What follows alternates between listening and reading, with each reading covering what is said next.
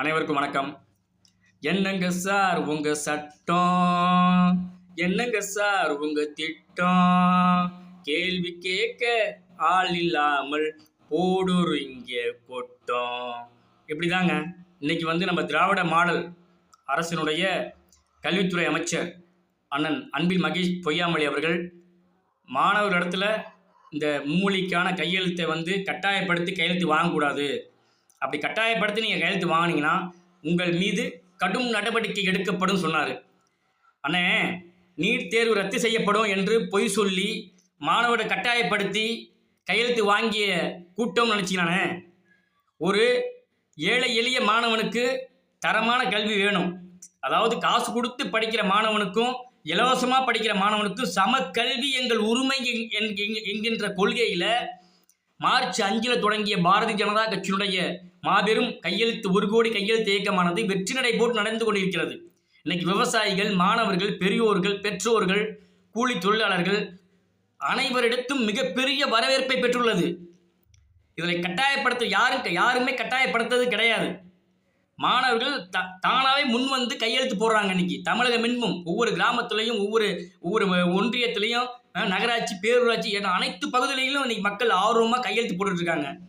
இதில் கட்டாயப்படுத்துறதுக்கு இங்கே வேலை இல்லைங்கன்னா, நீங்கள் ஒரு கல்வித்துறை அமைச்சர், உங்கள் பையனை பிரெஞ்சு படிக்க வச்சுருக்கீங்க. உங்கள் பையன் பிரெஞ்சு படிக்கிறாப்புல, நீங்கள் அமைச்சர் பையன் பிரெஞ்சு படிக்கலாம்.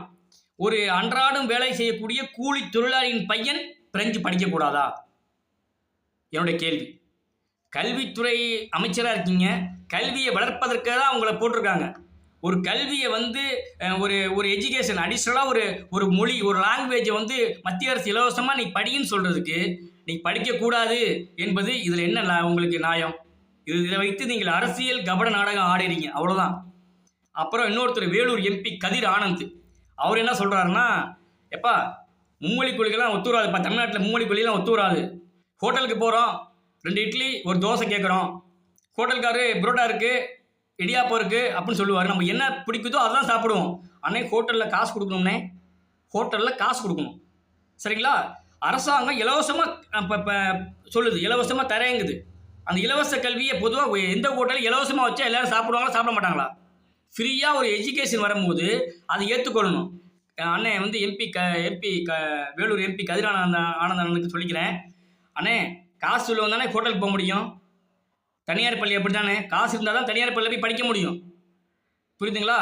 நம்ம விருப்பப்பட்டாலும் விருப்பப்படாட்டாலும் என்னது இலவசமாக ஒரு கல்வியை மத்திய அரசு புதிய கல்விக் கொள்கைகளை கொடுக்கும்போது உங்களுக்கு என்னென்ன? இதை வைத்து அரசியல் கபட நாடகம் ஆடுறீங்க. அதே மாதிரி இலவசமாக நீங்கள் டிவி தரலாம், இலவசமாக டிவி தரலாம், ஏன்னா அதில் ஆதாயம் இருக்குது. நீங்கள் அவர் பொன்முடி அண்ணன் சொன்ன மாதிரி ஓசி பஸ்ஸு, இலவச பேருந்து பயணம் தரலாம், ஏன்னா அதில் உங்களுக்கு ஆதாயம் இருக்குது. உரிமை தொகை 1000 தரலாம், ஏன்னா அதில் உங்களுக்கு ஆதாயம் இருக்குது. அப்போது உங்களுக்கு தமிழக மக்களை ஓட்டுக்காக மட்டுமே நீங்கள் பயன்படுத்தியிருக்கீங்க. அவங்களுடைய வளர்ச்சிக்கு ஒரு ஏழை மாணவன் முன்னேறக்கூடாது.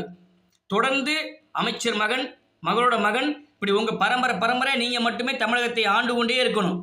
அதுதான் உங்களுடைய ஜனநாயகமா?